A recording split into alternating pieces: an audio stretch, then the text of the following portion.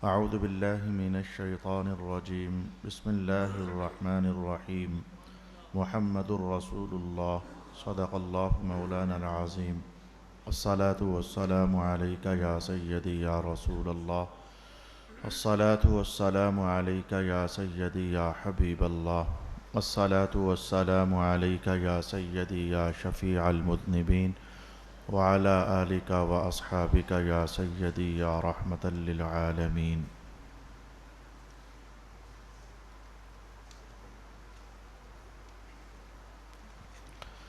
محمد اللہ کے رسول ہیں، صدق اللہ مولانا العظیم۔ ارادہ ہوا اللہ کی توفیق سے کہ اسی آیت کریمہ سورۃ الفتح کی آخری آیت کریمہ ہے۔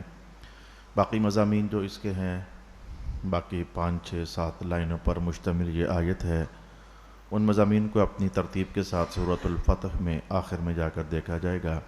لفظ محمد الرسول اللہ پر چند پاکیزہ کلمات گزشتہ نشست میں ہم نے جانے تھے۔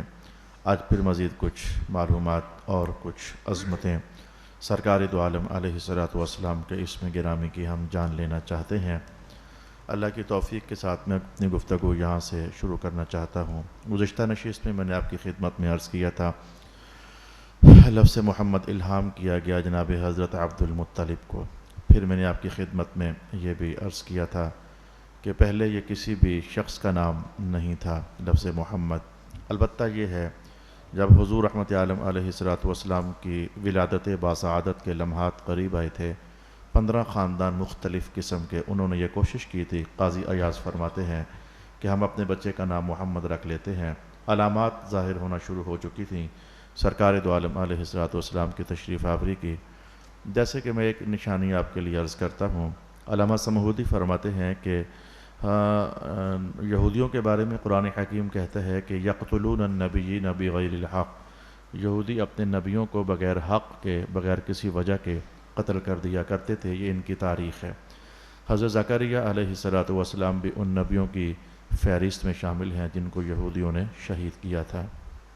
جس وقت شہید کیا تھا جو جبہ انہوں نے پہنا ہوا تھا، سمہودی فرماتے ہیں جبے پر خون کے داغ اور دھبے اور نشانات لگ گئے تھے، اور تسلسل کے ساتھ یہ بات ان میں چلی آ رہی تھی، نبی سے آگے نبی میں منقول ہوتے ہوئے، نبی سے آگے نبیوں میں منقول ہوتے ہوئے جس دن یہ جبے کے اوپر لگے ہوئے خون کے داغ سرخ ہونے کی بجائے سفید ہو جائیں گے تو اس دن سمجھ جانا کہ آخری نبی کے والد گرامی پیدا ہو چکے ہیں۔ اب حضور رحمت عالم کی ولادت باسعادت سے ٹھیک 20 سال پہلے، تقریباً 20 سال سے چند مہینے کم بنتے ہیں، لیکن 20 سال ٹھیک 20 سال تقریباً پہلے اس جبے کے اوپر لگے ہوئے داغ جب سرخ کی بجائے سفید ہو گئے تو یہ شور مچ گیا تھا کہ آج اس آخری نبی کے والد گرامی پیدا ہو گئے ہیں۔ جناب حضرت عبداللہ رضی اللہ تعالی عنہ کی عمر مبارک ٹوٹل 20 سال ہی تو ہوئی تھی۔ 20 سال میں پیدا بھی ہونا، جوان بھی ہونا، اور جوان ہونے کے بعد پھر شادی بھی کرنا، اور شادی کے بالکل چند مہینوں کے بعد اللہ کو پیارا ہو جانا۔ شاید اللہ نے آپ کو پیدا ہی اس لیے کیا تھا کہ وہ نور محمدی جو آپ کی پشت میں رکھا جا چکا ہے اسے منتقل کرنے کے بعد آپ بہت جلد ہمارے پاس واپس آ جائیں گے۔ جب یہ ماحول ہونا شروع ہوئے تھے، علامات ظاہر ہونا شروع ہوئی تھیں، اور بھی علامات تھیں، تو پھر اس وقت 15 کے قریب خاندان تھے جنہوں نے اپنے بیٹے کا نام محمد رکھا تھا کہ شاید وہ نور نبوت ہمارے گھر میں آ جائے۔ لیکن قرآنی اعلان اور حدیث کا اعلان یہ تھا، تمہارے محمد نام رکھنے سے نبوت کا فیض تمہارے گھروں میں نہیں آ سکتا، محمد وہی ذات ہوتی ہے جس کو اللہ محمد بنایا کرتا ہے۔ تو لہذا یختص برحمتہ من یشاء، اللہ اپنی رحمت سے جس کو چاہتا ہے مختص فرما لیتا ہے، اس میں نبوت ہی کا بیان ہے، یختص برحمتہ من یشاء۔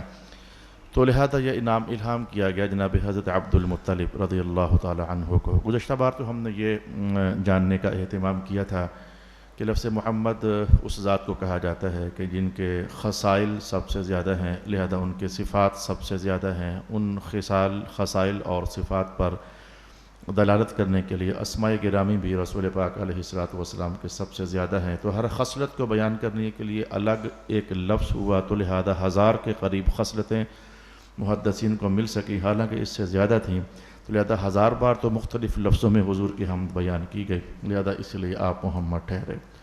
آج میں آپ کے سامنے خدائی اہتمام بتانا چاہوں گا۔ خدائی اہتمام کچھ لاشعوری طور پر چیزیں اللہ کریم نے ہمارے دلوں میں ڈال دی ہوئی ہیں یا ہمارے ماحول میں ڈال دی ہوئی ہیں. میں اس کی مثال پیش کروں گا تو آپ کے لیے سمجھنا آسان ہو جائے گا.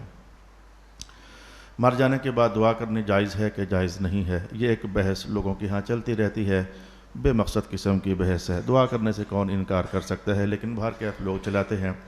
اچھا، مرنے کے بعد دعا کریں کہ نہ کریں. مولا کائنات نے ایک خاموش اہتمام کر دیا.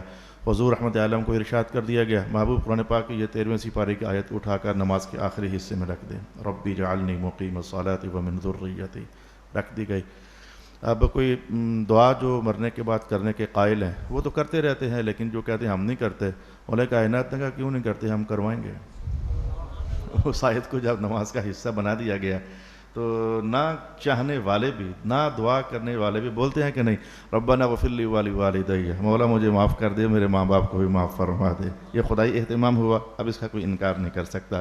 اور اللہ تعالیٰ جو اہتمام کرتا ہے تو اللہ تعالیٰ نے سرکار دو عالم علیہ السلام کے اسم پاک محمد صلی اللہ علیہ وآلہ وسلم کی شہرت، بلندیوں، چرچوں اور رفعتوں اور شانوں کی خاطر جو خدائی اہتمام ہوئے، میں چند اشارات ان میں سے آپ کے لیے زمینی اہتمامات کی بتاؤں گا، چند اشارات میں جنت کے اندر کے اہتمامات کی بتاؤں گا، بعض اشارات جو اللہ کی طرف سے اہتمامات ہوئے میں بروز حشر کے آپ کے سامنے بتاؤں گا. تو آج میں اس نشست میں لگتا ہے کہ اتنا کو کہہ پاؤں گا اور کم الفاظ میں کہوں گا تاکہ زیادہ سے زیادہ خدائی اہتمامات ہم جان سکیں. صلی اللہ علیہ وآلہ وسلم.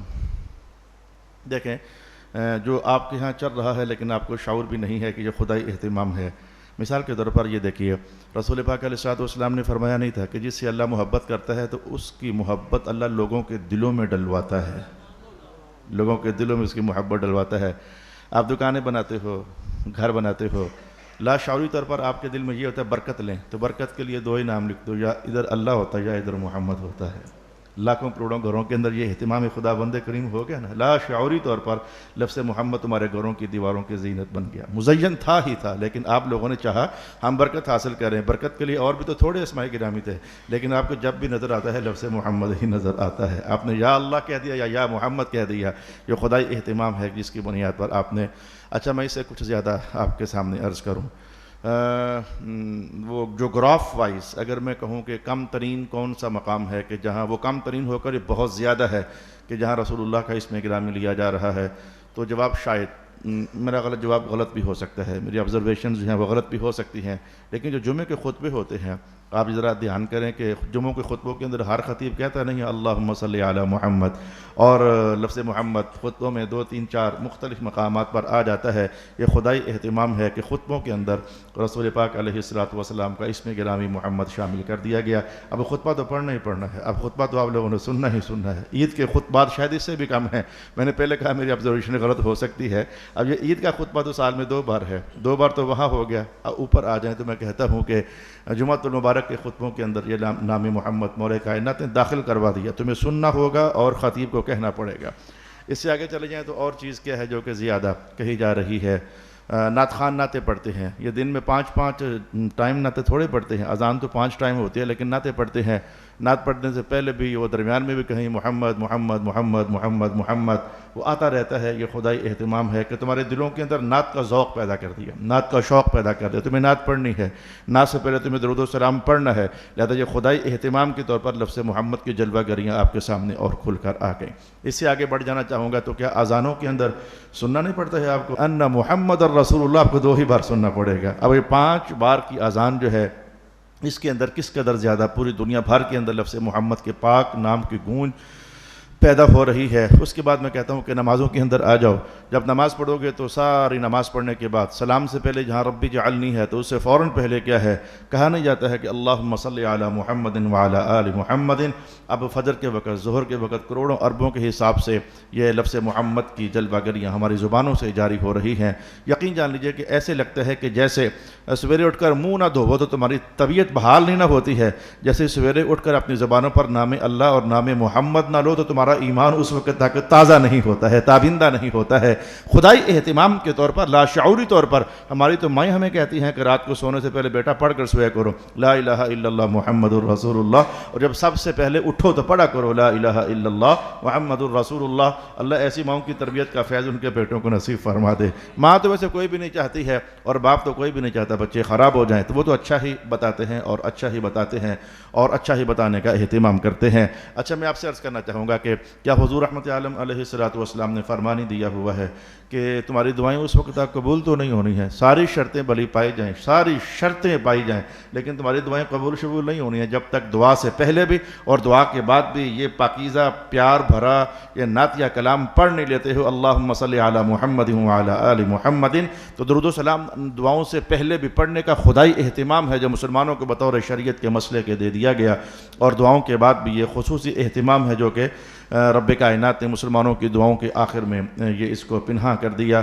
اب میں اگر تھوڑا سا آپ کو اگلے مراحل میں سفر طے کروانا چاہوں تو جنت میں جانے سے پہلے بروز حشر آتا ہے، قیامت کا دن آتا ہے صلی اللہ علیہ وآلہ وسلم۔ آپ کو پتہ ہے میں کل بھی کسی جگہ کہہ رہا تھا کہ وہ کہتا رہتا ہوں یہ جتنے بھی ہم انسانوں کے مجمع ہوتے ہیں، مجمع تو خیر جمعہ کا مجمع تو بہت بڑی چیز ہے، جلسہ تو بہت بڑی چیز ہے، ہم انسان میں سے جن کے ساتھ ہمارے تعلقات ہوتے ہیں 10 بندوں کے ساتھ، 20 کے ساتھ، 30 کے ساتھ، 40 کے ساتھ، تعلق اور شے ہے، محبت اور شے ہے۔ آپ اس بات کو پتہ ہے تعلق اور شے ہے، محبت اور شے ہے۔ جیسے یہ سیاستدانوں کے جلسے لوگ بڑے آتے ہیں، جلسہ اور شے ہے، ووٹ اور شے ہے۔ جلسے میں سارے آنے والے ووٹر تھوڑے ہوتے ہیں، جیسے یہ ایک فرق جلدی آپ کو سمجھ آ گیا نا، جلسہ اور شے ہے، ووٹ اور شے ہے، بس ایسے ہی سمجھو تعلق اور شے ہے اور محبت اور شے ہے۔ اگر آپ کے 40 لوگوں کے ساتھ تعلقات ہیں تو 40 کے 40 آپ سے پیار تو نہیں کرتے ہیں، میرے ساتھ سینکڑوں ہزاروں لوگوں کے تعلقات ہیں، محبت کرنے والے بھی انہی تعلقات والوں میں ہوتے ہیں، نفرت کرنے والے بھی انہی تعلقات میں ہوتے ہیں۔ یقین جانیے کہ ہاتھ چومنے والے بھی بعض اوقات نفرت کر رہے ہوتے ہیں، یہ تجربات ہیں، انسانی زندگی اس میں بھری ہوئی ہے اور آپ بھی اس بات کو خوب سمجھتے ہیں۔ میں نے کوئی ایسا عنوان نہیں چڑھا ہے کہ جس میں آپ کو بات سمجھ نہیں آ رہی ہے، اور یہ حال اور یہ معاملہ یہ تو اللہ تعالیٰ نے سرکار دو عالم صلی اللہ علیہ وآلہ وسلم کے ساتھ بھی جب رکھا ہوا تھا تو میں اور آپ تو بہت بات کی کہانیاں ہیں۔ منافقین کا تعلق تھا کہ نہیں رسول پاک علیہ الصلوۃ والسلام کے ساتھ؟ وہ کلمہ پڑھتے تھے یا نہیں پڑھتے تھے، لیکن دل تو ان کے حضور کے ساتھ نہیں تھے۔ ابو لہب جو ہے وہ حضور کا چچا تھا یا نہیں تھا؟ تعلق تو تھا، چچا بنتا تھا، لیکن اس کا دل تو سرکار دو عالم صلی اللہ علیہ وآلہ وسلم کے ساتھ نہیں تھا۔ تو تعلقات کا ہونا اور شے ہے، دشمنیوں کا نبھانا یہ اور شے ہے۔ دشمنوں کے نبھانے کے اپنے انداز ہوتے ہیں، لوگ نبھاتے رہتے ہیں، کبھی ہنس کر بھی دشمنیاں نبھا لیتے ہیں، ہاتھ چوم کر بھی دشمنیاں نبھا لیتے ہیں۔ یہ جناب علی کی روایت ہے، ہاتھ چوم کر دشمنیاں نبھانا یہ جناب علی کی روایت ہے، میں نے کہیں نہ کہیں آپ کو سنائی ہوئی ہے۔ اچھا، اب میں آپ سے عرض کرنا چاہتا ہوں کہ خدائی اہتمام دنیا میں رہتے ہوئے تو سرکار دو عالم علیہ الصلوۃ والسلام نے اپنی پوری توفیق شامل حال کرتے ہوئے لوگوں سے کہا تھا ابو لہب چاچا پڑھ لے کلمہ، فلانا کلمہ پڑھ لے، فلانا وانذر عشیرتک الاقربین، خاندان کے ایک ایک بندے کے پاس، عرب کے قبائل کے پاس، طائف تک اور نہ جانے کہاں تک، لیکن دشمن ہی رہے۔ کتنے دشمن ایسے تھے جو نام بھی نہیں سنتے تھے، کتنے دشمن ایسے تھے کہ جنہوں نے حضور کا مبارک خط پڑھنا بھی پسند نہ کیا، کتنے دشمن ایسے تھے کہ جنہوں نے حضور کا خط مبارک پڑھا لیکن پڑھنے کے بعد ریزہ کر دیا۔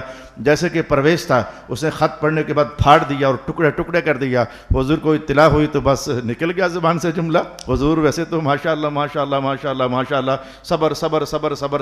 صبر، لیکن وہ جملہ منہ سے نکل گیا، اس نے ہمارے خط کو ریزہ کر دیا ہے، اللہ نے اس کی حکومت کو ریزہ کر دیا ہے۔ بس اس کے بعد ختم، کون سا پرویز اور کون سی حکومت، بچ نہ سکا پھر اس لیے میں کہتا ہوں تو جس بھائی کا نام پرویز ہے تبدیل کرو یار، یہ کیا دشمن رسول کا نام رکھا ہوا ہے، یہ کوئی اتنا اچھا نام نہیں ہے۔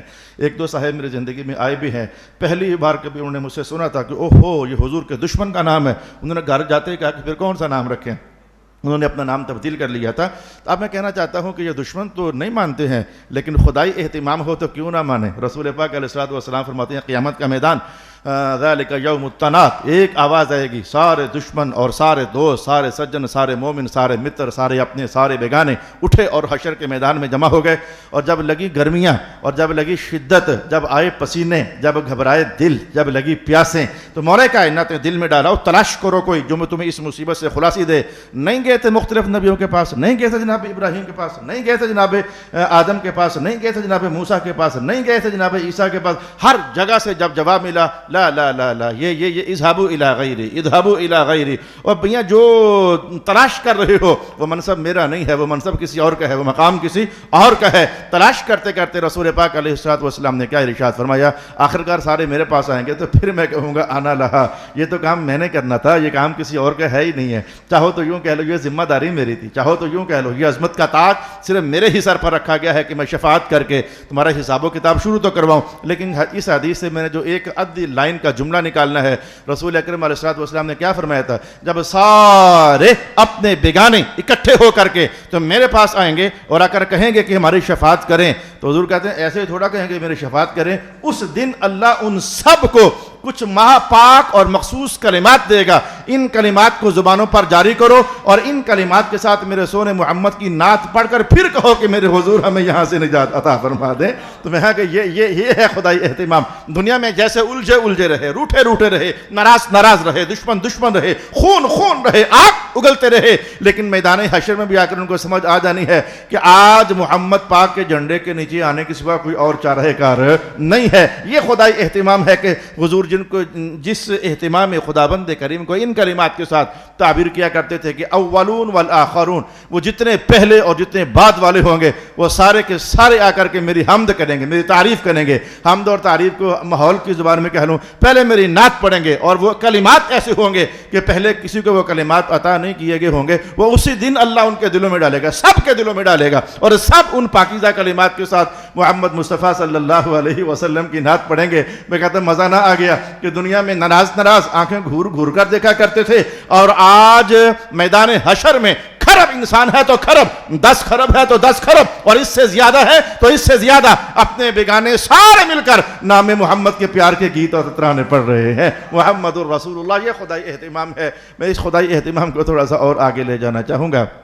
دیکھو میں نے کسی زمانے میں آپ کو جنوں پر بڑے 3-4 لیکچر دیے تھے، حدیث پاک کی روشنی ہی میں دیے تھے، بغیر مجھے کہاں سے جنوں کی کہانیاں معلوم ہونی ہیں. میں نے کبھی آپ کو فرشتوں پر بھی پرانے دور کی بات ہے، 15-16 سال پیچھے چلے جاؤ تو فرشتوں کے یہ پیدا کیسے ہوتے ہیں، کیا کھاتے ہیں، کیا پیتے ہیں، یا نہیں کھاتے یا نہیں پیتے، ان کی زندگی کیسے گزرتی ہے، کہاں رہتے ہیں، کیا کرتے ہیں، یہ میں نے آپ کی خدمت میں کبھی جنات کا ایک الگ 4-5 نشستوں پر مشتمل گفتگو آپ کے لیے عرض کی تھی، اور فرشتوں کے حوالے سے میں نے آپ کے سامنے الگ بیان کیا تھا. یہ کیا نظارہ ہے یار، انسانوں سے اس کائنات میں فرشتے جنات زیادہ ہیں، انسانوں سے جنات زیادہ ہیں. انسان ایک بچہ پیدا کرتا ہے اور جنات کے ہاں 10 بچے پیدا ہوتے ہیں، اور جنات سے میں کہتا ہوں کہ فرشتے زیادہ ہیں. فرشتے تو پیدا ہی ہوتے چلے جا رہے ہیں، اور ابھی تک جناب جبرائیل فوت ہوئے ہیں، ابھی تک چل نہیں رہے ہیں جب سے پیدا ہوئے ہیں. جلدی آپ کے بات سمجھ آ جائے، جناب اسرائیل فوت ہوئے ہیں، وہ سب سے آخر میں جو فرشتہ فوت ہوگا وہ جناب اسرائیل ہی ہیں. یعنی سب کی روحیں نکالنے کے بعد آخر کار اللہ تعالیٰ فرمائے گا جناب جبرائیل کی روح بھی انہوں نے ہی نکالنی ہے، جناب نے، اور جناب میکائیل کی روح بھی جناب ہی نے نکالنی ہے، جناب اسرافیل کی روح بھی جناب ہی نے نکالنی ہے. سارے فرشتے ایک ہی دن میں جب اللہ کے ہاں اللہ کو پیارے ہو جائیں گے، وہ قیامت کا دن، تو میں کہتا ہوں کہ پھر مولا کائنات فرمائے گا اسرائیل جناب تیار ہو جائیے، اب آپ کو موت آنی ہے. تو عرض کریں کہ مولا تیرا بندہ ضعیف ہے، کمزور ہے، ذرا نرمی کا سلوک فرمانا. بہت بڑی ڈھاڈی چیز ہے، موت دینے والے فرشتے کو بھی اس بات کا ادراک ہے کہ موت بڑی سخت چیز ہے. اس لیے حضور رحمت عالم دعا کیا کرتے تھے، اللہم ربنا ہون علینا سکرات الموت، اے میرے اللہ موت کی تلخیاں آسان فرما دینا. اللہم ربنا ہون علینا سکرات الموت، اے میرے اللہ موت کی تلخیاں آسان فرما دینا. اب مجھے معلوم نہیں ہے فرشتوں کی تعداد کو کہاں ہم لے جا سکتے ہیں. میں تو یہی سن کر حیران ہوتا ہوں کتنے مسلمان ایسے ہیں اتنے تقدس معاب ہوتے ہیں وہ اللہ کے دربار میں، وہ وضو کر کے تو ان کے وضو کے پانی کے قطرے ٹپکے تو اللہ وہاں سے بھی فرشتے پیدا فرما دیتا ہے.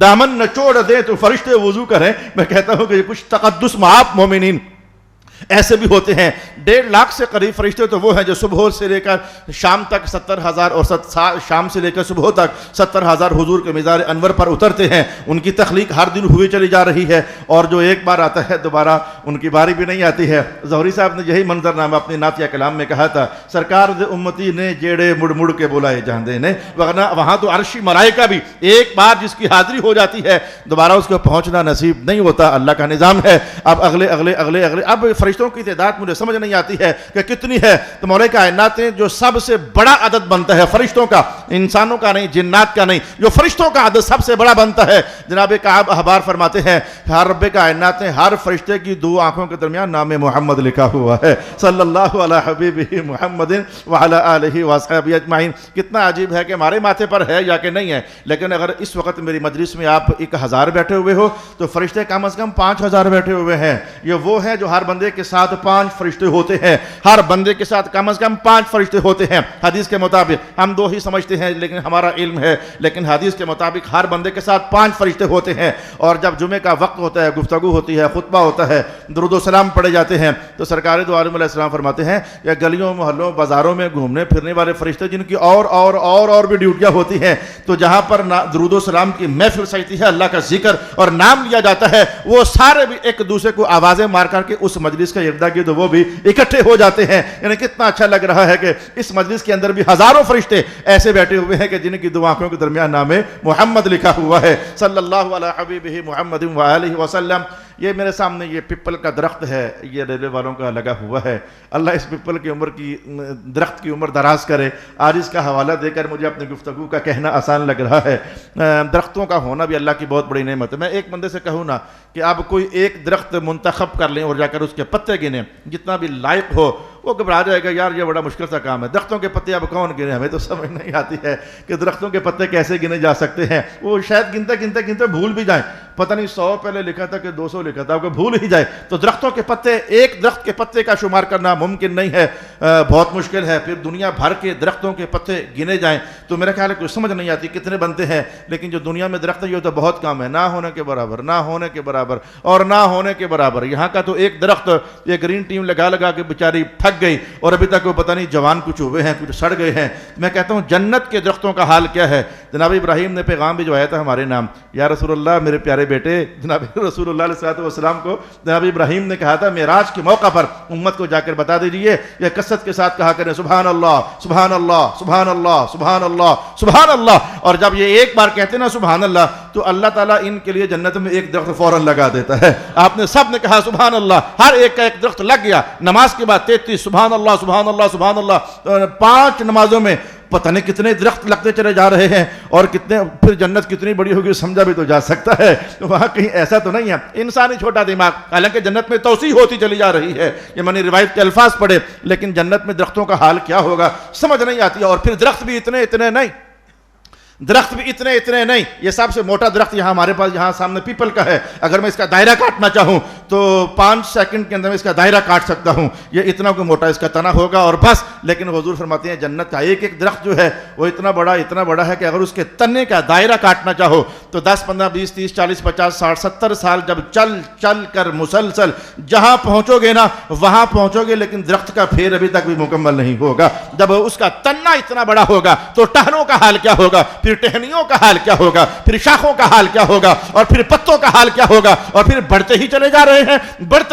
رہے ہیں۔ اب اتنا منظرنامہ کہنے کے بعد خدائی اہتمام آپ کو بتا رہا ہوں کہ جناب کعب احبار فرماتے ہیں کہ رب کائنات جنت کے اندر جتنے درخت ہیں ہر درخت کے ہر پتے پر نام محمد تحریر فرمایا ہوا ہے۔ محمد الرسول اللہ محمد الرسول اللہ محمد الرسول اللہ۔ اس لفظ کے چرچے، اس لفظ کی عظمتیں، اس لفظ کی رفعت، اس لفظ کی شہرتیں، اس نام پاک کا مولا کائنات جیسے میں یوں کہوں نا تو بالکل کہہ سکتا ہوں کہ ہمارے جسم سے روح نکال دو تو کچھ بھی پیچھے نہیں بچتا، اس کائنات سے نام محمد اگر نکال دو کچھ بھی پیچھے نہیں بچتا ہے۔ روح کائنات ہے محمد مصطفیٰ صلی اللہ علیہ وآلہ وسلم۔ کہنے والوں نے کہا، لکھنے والوں نے لکھا، تبھی تو جب معراج کی شب حضور تشریف لے گئے تھے، اس کائنات ارض و سماوی سے باہر تشریف لے گئے تھے، تو کنڈی ہلتے جہاں کر کے پہنچی تھی، حالانکہ وہاں نہیں رک کرتی تھی لیکن ادھر ہی رک گئی۔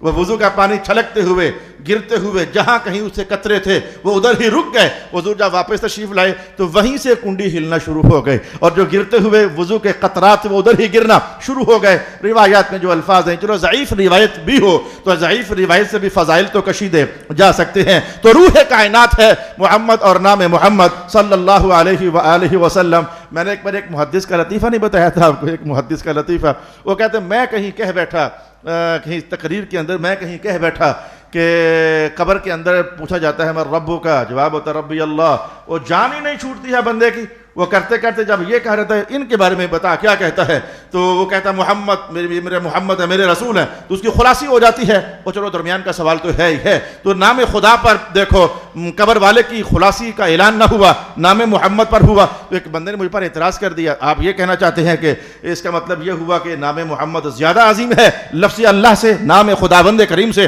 زیادہ عظیم ہے کہ وہ کہنے پر خلاصی نہیں ہوتی ہے اور یہ کہنے پر خلاصی ہو جاتی ہے؟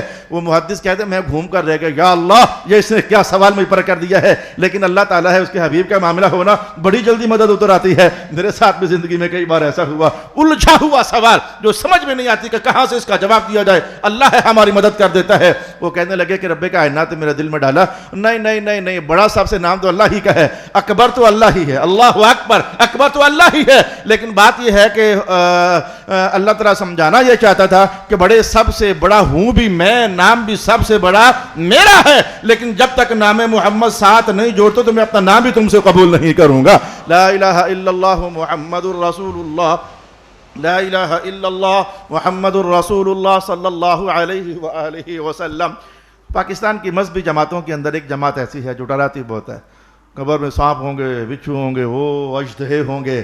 پاکستان کی مذہبی جماعتوں کے اندر ایک جماعت ایسی بھی ہے جو حوروں کے چرچے بڑے ہی کرتی ہے، وہ جنت میں اللہ حوریں دے گا، قصوریں دے گا، موٹی موٹی آنکھیں ہوں گی، حسن و جمال ہوگا، وہ حور اپنا ایک دوپٹہ اگر وہ دنیا والوں کے سامنے لہرا دے تو اس کا حسن دے کر سارے کے سارے وہ شش در رہ جائیں، یہ بڑا حسن و جمال ہے۔ ایک تھوک اگر حور کا کہیں ادھر سمندروں میں ڈال دیا جائے، ہمارے کڑوے اور کھارے اور باسی سمندر بھی میٹھے ہو جائیں۔ بڑی حوروں کی کہانی سناتے ہیں، لیکن میں آپ سے پوچھوں کہ ایک مسلمان کو جو جنت میں جائے گا کتنی حوریں ملیں گی؟ ایک حدیث کے اندر میں نے پڑھا کم از کم 2، زیادہ کی بحث نہیں۔ اچھا دوسری حدیث کے اندر میں نے کہا کم از کم 4، چلو کم از کم 2 ہو یا کم از کم 4 ہوں، 2 سے عدد اگر ہم شروع کر لیں، 2 ہی سے ہم اگر عدد شروع کر لیں۔ بچپن کے اندر مجھے یاد ہے کہ ہم کھیلا کرتے تھے گیم، چھوٹی چھوٹی دیہاتوں کی گیمیں بڑی دلچسپ ہوا کرتی تھیں، اب تو وہ یادیں رہ گئیں، وہ گیمیں کدھر رہ گئیں۔ ان میں سے ایک یہ ہوتی تھی کہ آنکھوں میں آنکھ ڈالتے ہیں۔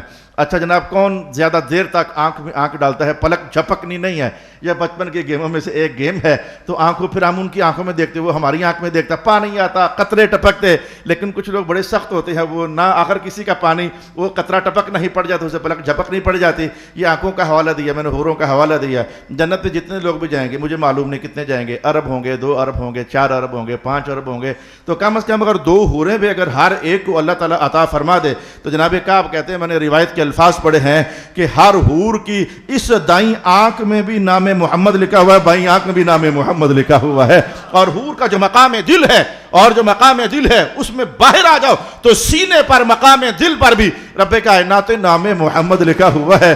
میں کہتا ہوں یار یہ دیکھو، میں کہتا ہوں یہ مکانات بنائے ہم نے، مکانات بنائے تو باہر ماشاء اللہ لکھ دیا، اور نظر نہ لگے، برکت کے لیے نظر نہ لگے، لیکن ماشاءاللہ یہ اچھا لگتا ہے۔ یہ جو اشتہار بعض لوگ ہوتے ہیں، اللہ ان کو ہدایت دے، انہوں نے لگانے ہوتے ہیں اشتہار، نئی نئی دیواریں خراب کر دیتے ہیں۔ ویسے آپ یہ غلطی نہ کرنا، آپ یہ حرکت نہ کرنا، لوگوں کے پینٹ خراب نہ کرو، ان کی دیواریں خراب نہ کرو۔ انہوں نے بیچاروں نے صفائی، انہوں نے شادیاں کرنی ہوتی ہیں، گھر اپنا صاف کرتے ہیں، کوئی آ کر کے تو وہاں اشتہار لگا جاتا ہے، ان کو ذہن میں جو بددعائیں نکلتی ہیں اس وقت، یہ جو مذہبی حلقے ہی ہوتے ہیں یا سیاسی حلقے ہوتے ہیں اور کن کے اشتہار بازیاں ہوتی ہیں۔ تو میں کہتا ہوں ہماری صاف دیوار پر، ہمارے گھر پر کوئی باہر اشتہار لگا جائے نا، بڑی تکلیف ہوتی ہے کہ کیا اس کا ستیہ ناس و ہارے یہ الیکشنوں کے اندر، اور یہ اس نے کیا ہمارا گھر گندا کر دیا۔ خیر گھر میں جو ہم جو لکھنا چاہیں وہی چلتا ہے، گھر میرا ہے، جو میں چاہوں گا وہ چلے گا، لکھے گا، اپنا نام لکھ دوں شاید قابل برداشت ہو، ماشاءاللہ لکھ دوں لیکن قابل برداشت ہو، لیکن یہ کیا نظارہ ہے، یہ کیا نظارہ ہے۔ حدیث کے الفاظ یہ کہ جنت والو یہ تمہاری دنیا ہے نا، یہ تمہاری دنیا ہے کہ جتنے انسان ہیں اتنے گھر نہیں ہیں، جتنے انسان ہیں اتنے گھر نہیں ہیں۔ کچھ لوگ گھروں میں رہتے ہیں، ان کے اپنے ہوتے ہیں، کچھ لوگ گھروں میں رہتے ہیں وہ کرائے کے ہوتے ہیں، کچھ لوگ خیموں میں رہتے ہیں۔ اور اللہ تعالیٰ درجے اونچے کرے علی حجویری کے، اور ان ملنگوں کے، ان درویشوں کے، ان فقیروں کے، ان زاہدوں کے، اور ان مست محبت خداوند کریم کے، ان کے آستانے، ان کی آستانوں کے ارد گرد کی سڑکیں اور فٹ پاتھ بھی اللہ تعالیٰ نے کئی غریبوں کے لیے گھر بنائے ہوئے ہوتے ہیں۔ آج بھی لاہور چلے جاؤ، فٹ پاتھ پر ہزاروں لاکھوں کے حساب سے مختلف آستانوں میں لوگ آپ کو سوئے ہوئے نظر آئیں رہیں گے، جتنے لوگ ہیں اتنے گھر نہیں ہیں، یہ دنیا ہے، دنیا مسلمان کے لیے قید خانہ.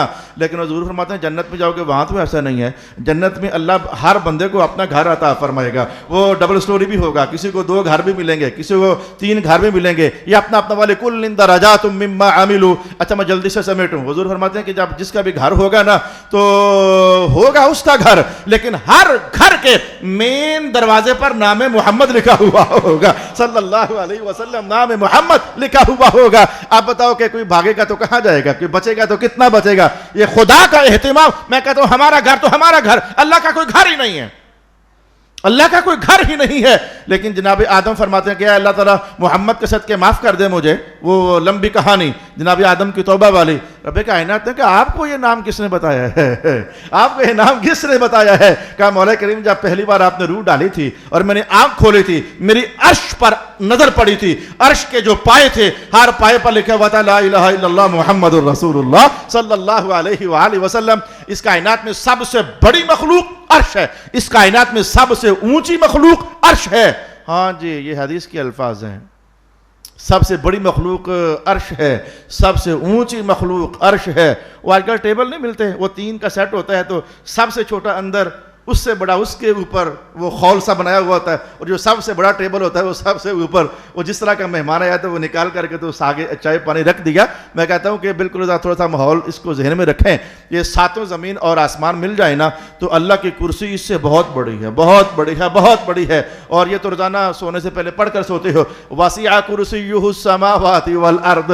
اس آیت کو آیت الکرسی کہتے ہیں اس لیے ہے، اس میں اللہ کی کرسی کا بیان ہے. تو 7 آسمان اور زمین اتنے بڑے اور کرسی اس سے بڑی. اور حضور فرماتے ہیں اگر اس کرسی کو اٹھا کر اللہ کے عرش کے سامنے رکھ دیا جائے تو پتہ کیا لگنا شروع ہو جائے گا؟ جیسے بڑے سارے جنگل میں چھوٹی سی انگوٹھی پڑی ہوتی ہے. اللہ اکبر. بڑے سارے جنگل میں چھوٹی سی انگوٹھی پڑی ہوتی ہے. میں کہتا ہوں کہ سب سے بڑی مخلوق اور سب سے اونچا مقام مقام عرش ہے. مولا کائنات کا جب سب سے اونچا مقام عرش ہے تو جن کی عزت سب سے بڑی ہے ان کا نام ہے محمد. عرش الہی پر لکھا جائے گا لا الہ الا اللہ محمد الرسول اللہ. اچھا پیارے دوست، یہ میلاد پاک کی ہمایوں گھڑیاں آئیں تو ترتیب میں چلتے چلتے ہمارا سورۃ الفتح سے کچھ حصہ آ گیا. میں نے کہا 1-2 نشستوں میں ہم اس نام کی برکتیں حاصل کرنا چاہیں گے. کہیں ہم سمجھ جائیں، چلتے چلتے مجھے ایک حدیث کے الفاظ یاد آتے ہیں، کہیں ہم سمجھ جائیں کہ اس نام پاک کی برکت کیا ہے. حضور فرماتے تھے کہ جب گھروں میں دسترخوان لگتے ہیں تو فرشتے دیکھتے ہیں کہ اس دسترخوان کے اوپر کوئی محمد نام والا بیٹھا ہوا ہے کہ نہیں بیٹھا ہوا. اللہ اللہ اللہ اللہ. اس لیے اوٹ پٹانگ نام نہ رکھا کرو، سرکار کے نام رکھا کرو. نام محمد آئیں بائیں دائیں کہیں جوڑا کرو. تو حضور فرماتے ہیں کہ جس دسترخوان پر محمد نام کا کوئی بندہ بیٹھا ہوتا ہے، اور الحمدللہ ہم مسلمانوں کے گھروں میں بیٹھے ہوتے ہیں، یہ محمد اکبر ہے، یہ محمد افضل ہے، یہ محمد فلانا ہے، یہ محمد دانیال ہے، یہ ہمارے ہاں تو بیٹھے ہوتے ہیں.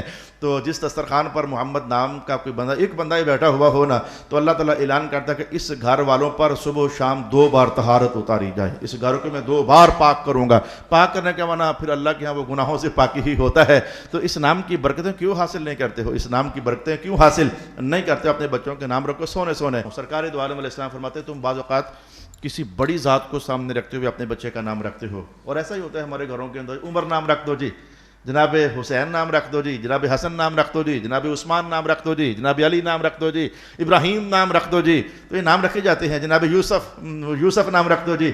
تو حضور فرماتے تم کسی بڑی ذات کا نام سامنے رکھتے ہوئے اپنے بچوں کا نام رکھ دیتے ہو تو تمہیں پتہ کہ نام رکھنے کی بھی تاثیریں ہوتی ہیں. حضور کیا تاثیر ہے؟ میں جو بھی ذات تمہاری نظر میں ہوتی ہے، جو بھی ذات تمہاری نظر میں ہوتی ہے، اس بڑی ذات کو سامنے رکھتے ہوئے اپنے بچے کا جب نام تم وہ رکھ دیتے ہو نا تو اللہ کا نظام ہے، اللہ اس بڑی ذات کے تقوی اور طہارتوں کے فیوزات تمہارے بچوں کو عطا فرما دیتا ہے. اس لیے حضور فرماتے ہیں میرا نام رکھو تاکہ تمہارے بچوں کے دلوں کے اندر میں محمد کا پیار اتر جائے، میرے فیوزات اتر جائیں، میری وجود پر اترنے والی برکات تمہارے بچوں کی زندگی میں منتقل ہو جائیں. اللہ تعالیٰ میرا اور آپ کا حامی و ناصر ہو. وآخر دعوانا الحمدللہ رب العالمین.